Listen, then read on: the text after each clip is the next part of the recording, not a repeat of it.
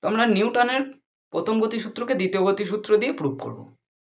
তো প্রথম গতিসূত্রে কি বলা ছিল যে বাহ্যিক কোনো বল প্রয়োগ না হলে স্থির বস্তু চিরকাল স্থির থাকবে আর গতিশীল বস্তু চিরকাল সমবেগে গতিশীল থাকবে। আর দ্বিতীয় গতিসূত্রের ফর্মুলা কি? F = ma। তো আমাদের প্রথম গতিসূত্র প্রুভ করতে গেলে কি দেখাতে হবে যে প্রাথমিক বেগ আর অন্তিম বেগ দুটোই কিন্তু সমান। তো যেহেতু প্রথম গতিসূত্রে বলা ছিল যে কোনো বল প্রয়োগ হচ্ছে না, তাহলে বলের মানটা কিন্তু 0, F = 0। তো যেহেতু F = 0, তাহলে ma = 0 হয়ে যাবে।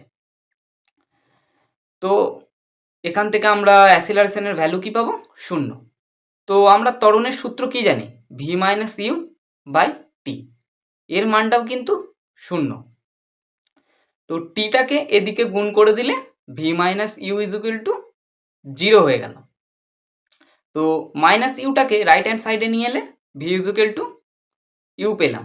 তো এখান থেকে আমরা সহজেই অন্তিম বেগ আর প্রাথমিক বেগ দুটোকেই কিন্তু সমান করতে পারলাম।